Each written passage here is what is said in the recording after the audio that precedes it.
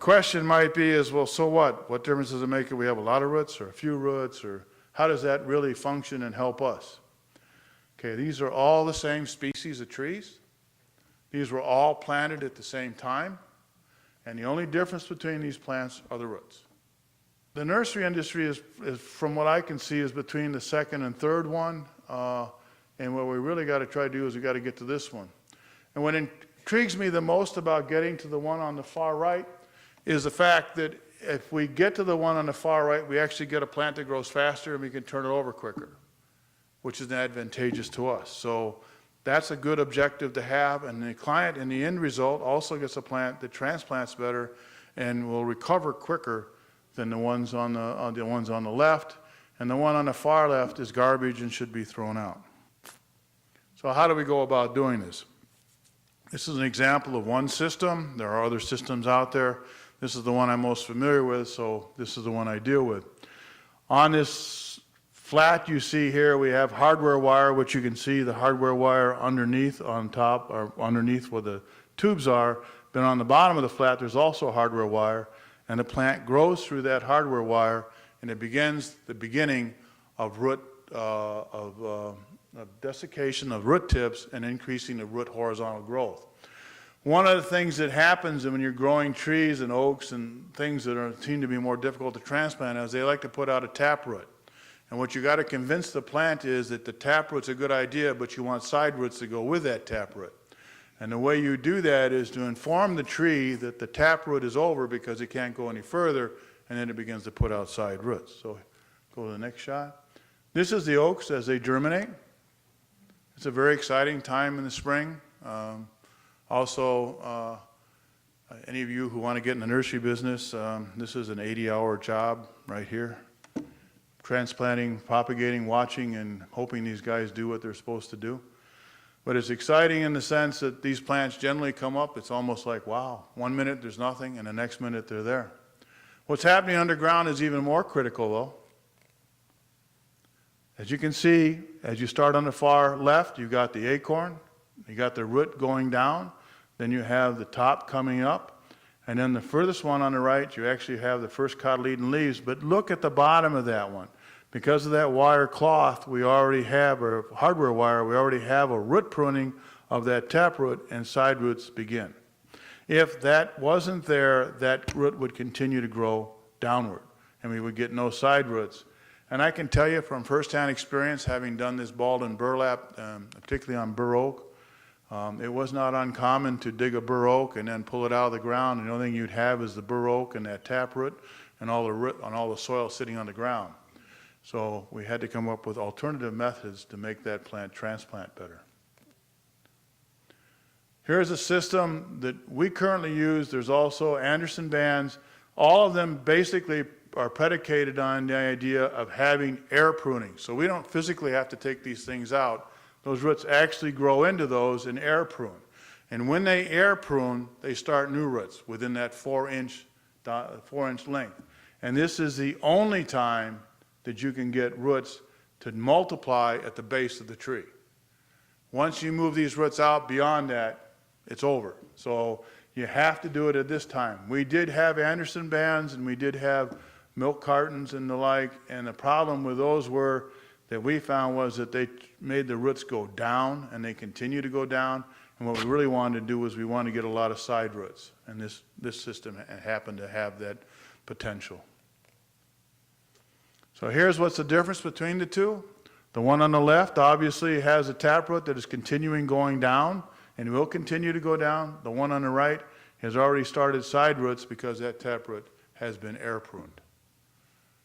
They can use copper. They have used copper in this situation, but I'm not a heavy metal fan, and copper on small sizes seems to be much more detrimental than helpful.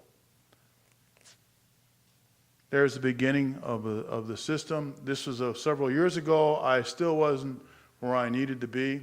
It's amazing. I knew a lot more when I was 40 than I am now. I keep coming up with more and more things that I don't understand that I have to try and work out, which is encouraging and fun, but at the same time sort of makes you realize that you're certainly not as smart as you thought you were. Here's what we're looking for.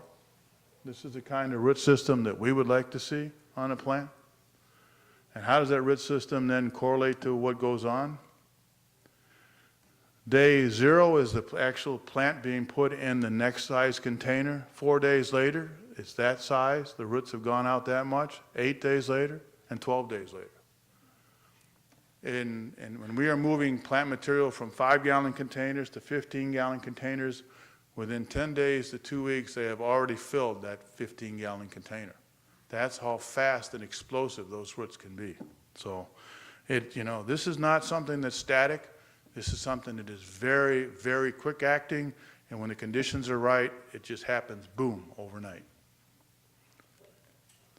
Here's another container, one that allows the roots to get out into the soil, and it air prunes them by small holes, and also has dividers inside the pot. And you can see right there where the key is, where the dividers are, and then the roots come through. Again, preventing them from circling.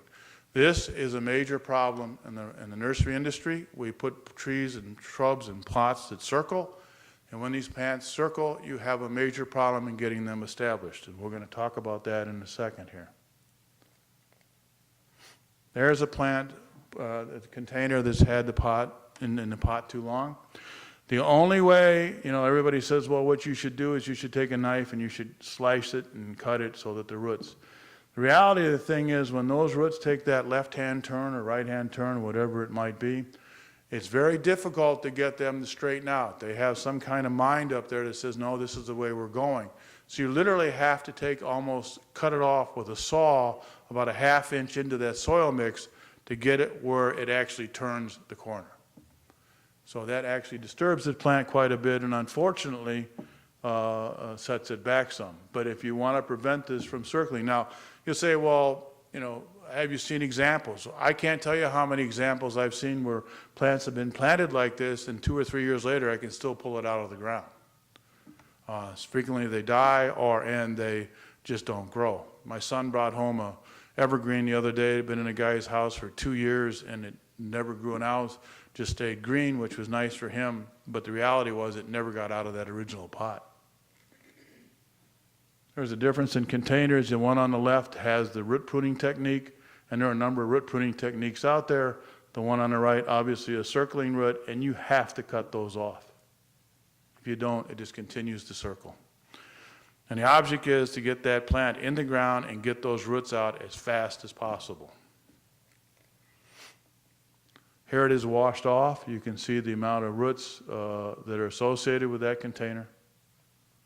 This is when we get into voodoo land. I'm a little out of my element. I've taken a number of classes on this, and I'm still trying to grasp the meaning of it all. But that particular picture indicates the mycorrhizome have arrived.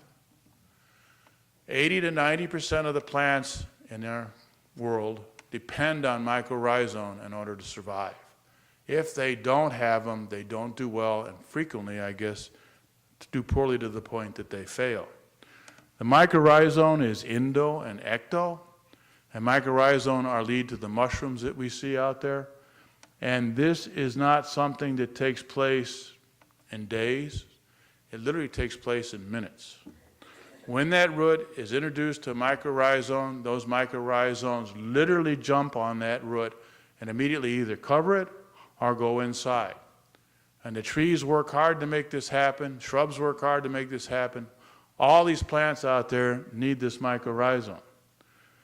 Here's another picture of mycorrhizome. You can see the actual filament going up through. This is on all plants, and it should and has to be there.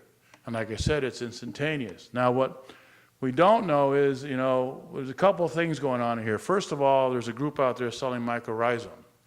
We don't know if that mycorrhizome is the correct mycorrhizome. They seem to be more opportunistic, so we're not sure what species. All species cover these roots, but they're there.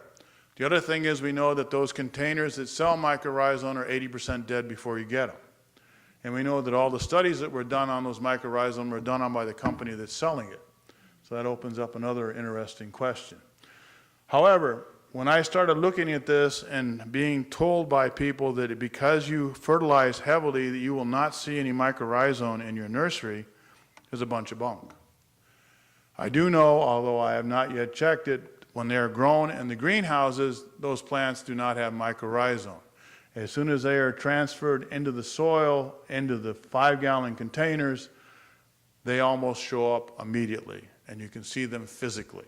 So they're there, they're active, and it's right now. And we have a fairly high load of fertility, a matter of fact, a very high load of fertility in these plants, and the mycorrhizome does not seem to be bothered by that at all. I suggest, however, that if you had chlorinated water, you may have issues with the mycorrhizome. But if you do, and the mycorrhizome are there and are able to colonize your plant material will definitely do better.